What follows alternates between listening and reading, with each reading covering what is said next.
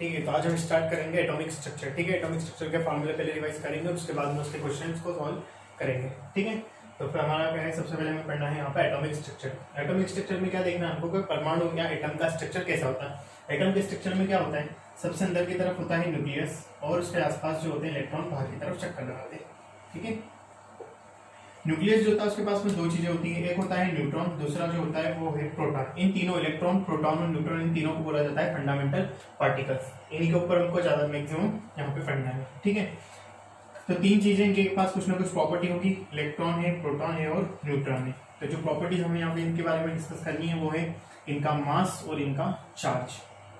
ठीक है, मास और चार्ज। मास जो होता है इलेक्ट्रॉन का वो होता है 9.1 into 10 to the power minus का 31 किलोग्राम, और चार्ज जो होता है वह होता है 1.6 into 10 to the power minus 19 coulomb.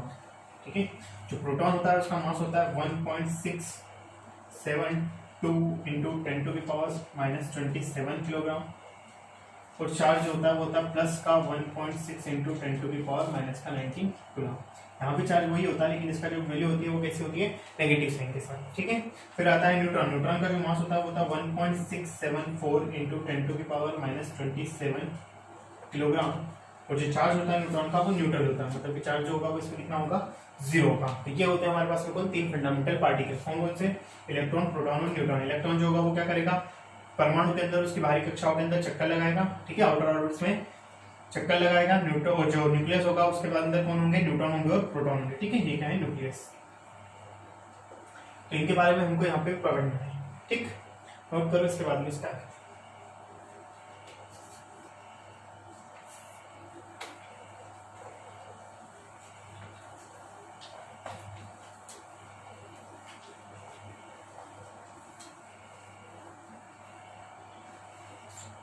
ठीक है, सबसे पहले हम देखते हैं यहाँ पे रिप्रेजेंटेशन ऑफ एटम।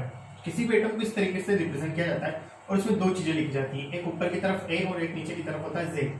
ए का मतलब होता है मास नंबर और जेड का मतलब होता है एटॉमिक नंबर। ठीक है, इसे बोला जाता है द्रव्यमान क्रमांक और इसे बोला जाता है परमाणु क्रमांक। जो मास नंबर होता है वो बराबर होता है number of neutron plus number of proton के। अगर प्रोटॉन और न्यूट्रॉनों की संख्या को काउंट दोनों को जोड़ दे तो किसके बराबर होगा, मास नंबर के। और जो एटॉमिक नंबर होता है वो बराबर होता है नंबर ऑफ प्रोटॉन के। ठीक है, प्रोटॉन की संख्या के बराबर ही कौन होता है, उसका एटॉमिक नंबर होता है, और मास नंबर जो होता है प्रोटॉन और न्यूट्रॉन दोनों के नंबरों को ऐड करने के बाद में मिलता है। ठीक है, इस तरीके से हम इनका पता लगा सकते हैं। एटॉमिक नंबर मतलब होता है परमाणु क्रमांक या परमाणु संख्या, और इसे बोला जाता है द्रव्यमान संख्या।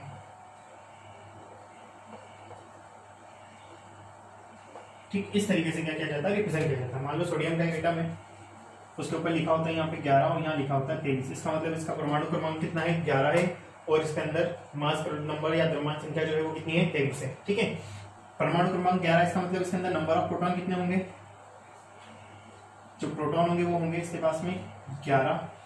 ठीक है, और इसका मास नंबर है हमारे पास में ए बराबर 23। अगर हमसे पूछे न्यूट्रॉन, तो न्यूट्रॉन बराबर कितने होंगे, देखो प्रोटॉन 11 प्लस उसमें कुछ न्यूट्रॉन्स को जोड़ा होगा, प्रोटॉन प्लस क्या किया, न्यूट्रॉन, तो किसके बराबर, मास नंबर के। ठीक है, मास नंबर का अगर हमने फार्मूला लिखे तो मास नंबर कितना है हमारे पास में 23 बराबर होगा किसके, नंबर ऑफ न्यूट्रॉन एन निकालना है हमको plus number of proton P. यहाँ से इनको इधर लाएंगे और प्रोटॉन का नंबर यहाँ लिख लेते हैं। प्रोटॉन हमको पता कितने हैं इसमें, 11 को इसमें से माइनस करेंगे तो नंबर ऑफ न्यूट्रॉन जो हमें मिलेगा यहाँ से वो कितना मिलेगा, 23 माइनस 11 कर देंगे तो आएगा 12। मतलब किसके पास न्यूट्रॉन जो है वो 12 है, प्रोटॉन कितने हैं, 11 है। ठीक है, और रही बात इलेक्ट्रॉन की, तो कोई भी न्यूट्रल एटम जैसे सोडियम है, सोडियम के ऊपर कोई भी चार्ज नहीं है, ना पॉजिटिव चार्ज है ना ही नेगेटिव चार्ज है। इस कंडीशन में इसके ऊपर नंबर ऑफ प्रोटॉन और नंबर ऑफ इलेक्ट्रॉन जो होंगे वो क्या होंगे, बराबर होंगे। ठीक है, इन न्यूट्रल एटम। ठीक है, न्यूट्रल एटम में जो प्रोटॉन होंगे वही बराबर होंगे किसके, इलेक्ट्रॉन के। मतलब नंबर ऑफ इलेक्ट्रॉन अगर इसकी बात करें सोडियम के लिए तो उसमें भी कितने होंगे, 11 होंगे। ठीक है, क्यों, क्योंकि उसके पास प्रोटॉन भी कितने हैं, 11। ठीक, चलो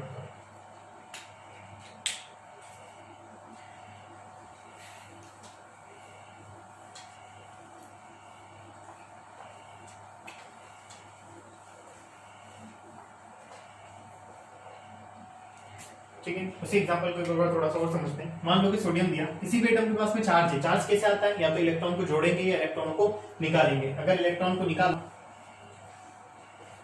ठीक है, इलेक्ट्रॉन को रिमूव किया तो उसके पास में कैसा आएगा, पॉजिटिव चार्ज। और अगर इलेक्ट्रॉन को जोड़ा हमने, ऐड किया, तब क्या आएगा उसके पास, नेगेटिव चार्ज। ठीक है, ये दो कंडीशन होती है। मान लो सोडियम है, सोडियम के ऊपर क्या दिया हमको, +1 चार्ज, और इसका मास नंबर है 23, इसका एटॉमिक नंबर है 11, और हमसे बोला कि बताओ इसमें number of proton, number of electron और नंबर ऑफ न्यूट्रॉन कितने होंगे। ठीक है, बताना है प्रोटॉन, इलेक्ट्रॉन और न्यूट्रॉन कितने।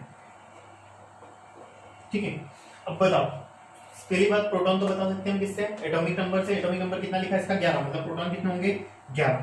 न्यूट्रॉन की बात करें तो न्यूट्रॉन का होता है मास नंबर माइनस क्या कर दें, प्रोटॉनों की संख्या, 23 - 11 करेंगे तो कितना बचेगा यहाँ पे हमारे पास में, 12। तो न्यूट्रॉन कितना है, 12। पहली बात इलेक्ट्रॉन की, तो अगर न्यूट्रल एटम होता तो इलेक्ट्रॉन कितने होते इसके पास, जितने प्रोटॉन है, प्रोटॉन कितने, 11, इलेक्ट्रॉन भी कितने होने चाहिए थे, 11। लेकिन इसके ऊपर क्या है, एक पॉजिटिव चार्ज। एक पॉजिटिव चार्ज मतलब कि इसमें से एक इलेक्ट्रॉन को हमने निकाल दिया। एक इलेक्ट्रॉन को अगर निकाल दिया तो 11 में से एक निकलने के बाद कितने इलेक्ट्रॉन बचेंगे, 10। तो इसके पास नंबर ऑफ इलेक्ट्रॉन कितना जाएंगे, 10।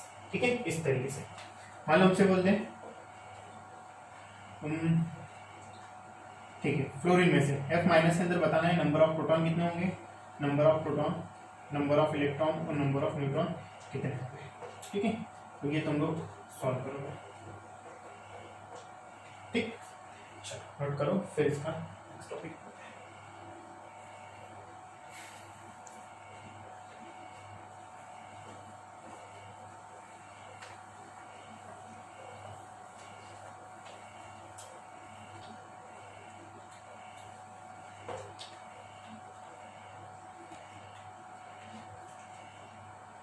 ठीक है, सबसे पहले करते हैं हम रेडियस ऑफ ऑर्बिट्स। ठीक है, देखो क्या होता है, जब भी परमाणु होता है, यहाँ पे होगा इसका न्यूक्लियस, और उसके पास में इलेक्ट्रॉन क्या कर रहे होंगे, चक्कर लगा रहे होंगे इस कक्षा में। इसके बाहर एक और कक्षा होगी यहाँ पे, इसके बाहर एक और कक्षा होगी यहाँ पे। इस तरीके से अलग अलग कक्षाओं में क्या करते हैं, इलेक्ट्रॉन चक्कर लगाते हैं। अलग अलग ऑर्बिटल्स के अंदर क्या होता है, इलेक्ट्रॉन चक्कर लगाएंगे। अगर चक्कर लगाएंगे तो उनकी न्यूक्लियस से जो उनकी दूरी होगी, जहाँ पे वो चक्कर लगा रहे हैं, उसे बोला जाएगा इसकी क्या, रेडियस। ठीक है, और वो जो दूरी होगी उसी को हम फाइंड करते हैं रेडियस के फॉर्म में। ठीक, अब देखो सबसे पहली बात कि इलेक्ट्रॉन कहाँ पे स्टेबल होते हैं। इलेक्ट्रॉन जो स्टेबल होते हैं ऐसी कक्षाओं में स्टेबल होते हैं जिनका एंगुलर मोमेंटम होता है NH/2π के बराबर। ठीक है, जिनका एंगुलर मोमेंटम या कोणीय संवेग NH/2π होगा, इलेक्ट्रॉन सिर्फ उसी कक्षाओं में स्थायी होंगे। ठीक है, उन्हीं क्लास में क्या होंगे, स्टेबल होंगे। ठीक, और उन्हीं कक्षाओं के हम क्या निकालते हैं, यहाँ पे त्रिज्याओं को निकालते हैं। ठीक है, चलो तो रेडियस निकालते हैं। रेडियस का जो फार्मूला बनता है हमारे पास में R = होता है 0.53 इंटू में n²/z।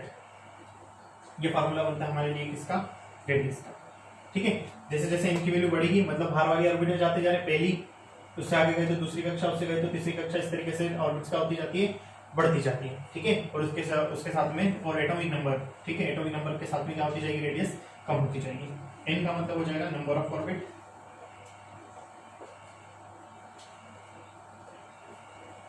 ठीक है, और z का मतलब हो जाएगा क्या, एटॉमिक नंबर।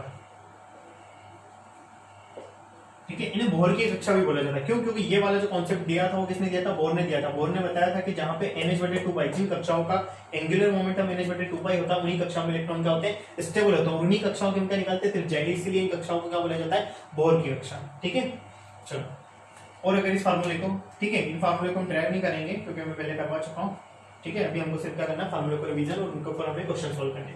ठीक है, अगर रेडियस से हमको कई बार क्वेश्चन दिए होते हैं रेशो वाले, तो रेशो के अंदर क्या करना है, R1/R2 = हो जाएगा, पता, N1/N2 का स्क्वायर इंटू में Z2/Z1। इस फार्मूले को अप्लाई करेंगे। अगर हमको एक एटम की रेडियस दी है और दूसरे की पूछी है, या फिर दो एटम की रेडियसों का रेशो पूछा है, तो हम क्या करेंगे, इस फार्मूले को अप्लाई करके इनके बीच में रिलेशन निकाल सकते हैं। ठीक,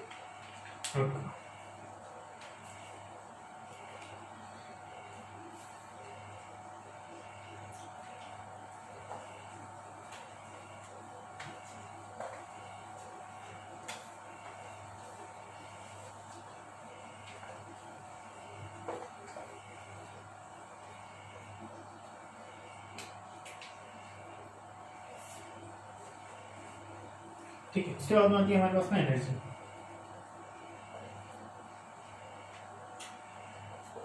एनर्जी निकालेंगे। एनर्जी जो होती है वो उसका जो फार्मूला होता है, 3 टाइप की एनर्जी की होगी, टोटल एनर्जी, एक होगी काइनेटिक एनर्जी और एक होगी कौन सी, पोटेंशियल एनर्जी। ठीक है, तो टोटल एनर्जी जो होती है वो बराबर होती है किसके साथ, काइनेटिक एनर्जी के बराबर होती है, लेकिन उसका साइन जो होता है वो अपोजिट होता है, नेगेटिव साइन के साथ। और वही एनर्जी बराबर होती है किसके साथ, पोटेंशियल एनर्जी बाय 2 के। जब न्यूमेरिकली सॉल्व करोगे तो देखोगे कि टोटल एनर्जी नेगेटिव साइन के साथ ही हमेशा आती है, पोटेंशियल एनर्जी भी नेगेटिव साइन के साथ आएगी, लेकिन काइनेटिक एनर्जी जो होगी वो कैसे आएगी, पॉजिटिव साइन के साथ आएगी। ठीक है, इस कॉन्सेप्ट पे एक बार क्वेश्चन आगे चुके। अब बात करें अगर एनर्जी के फार्मूले की, तो टोटल एनर्जी का फार्मूला आता है माइनस का 13.6 इंटू में z स्क्वायर अपॉन में n स्क्वायर, जिसकी यूनिट होती है क्या, इलेक्ट्रॉन वोल्ट। ठीक है, नोट करो। ठीक है, नेक्स्ट फार्मूला जो बनता है हमारे पास में, तो नेक्स्ट यूनिट के साथ बनेगा, वो आएगा total energy is equal to minus का 1312 इंटू में z स्क्वायर अपॉन में n square kilo joule per mole. अगर एक मोल एटम से हमको निकालनी है तो कौन सा फार्मूला लगाएंगे, ये वाला। और अगर एक एटम की कुछ में total energy is equal to हो जाता है 2.18 into 10 to the power minus 18 z square upon में n स्क्वायर जूल पर। ठीक है, ये 3 फार्मूला का यूज करके हम क्या निकाल सकते हैं, किसी भी एटम की किसी भी ऑर्बिट्स के अंदर क्या निकाल सकते हैं, एनर्जी को निकाल सकते हैं। ठीक है, z मतलब क्या होगा, एटॉमिक नंबर, n का मतलब होगा नंबर ऑफ ऑर्बिट, कौन सी कक्षा के अंदर हम उसके त्रिज्या निकाल रहे हैं। ठीक है, n बराबर नंबर ऑफ ऑर्बिट। ठीक है, कक्षा की संख्या, ठीक है, इस तरीके से इन सब पे हम क्या करेंगे, क्वेश्चन प्रैक्टिस को अच्छे से करेंगे, तब फार्मूले को क्लियर हो जाएंगे। ठीक है, एक और बता देता हूँ, टी मतलब क्या हो जाएगा, टोटल एनर्जी,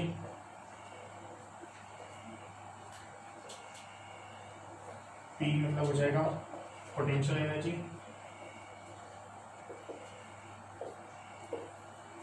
और के मतलब हो जाएगा काइनेटिक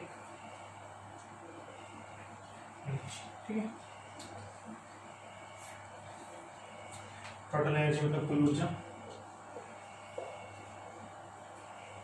स्थितिज ऊर्जा,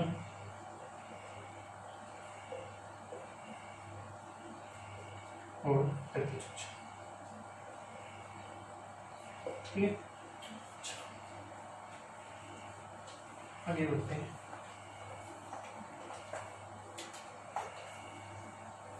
उसके बाद होते हैं किसी भी ऑर्बिटल के अंदर क्या निकालना, वेलोसिटी निकालना, वेग निकालना। ठीक है, वेलोसिटी का फार्मूला बनता है 2.18 into 10 to the power 8 z upon में n मीटर पर सेकेंड। ये फार्मूला बनता है किसका, वेलोसिटी का। इस फार्मूले से हम किसी भी ऑर्बिटल के अंदर इलेक्ट्रॉन की वेलोसिटी को निकालना है तो फाइंड कर सकते हैं। अभी तक की वेलोसिटी और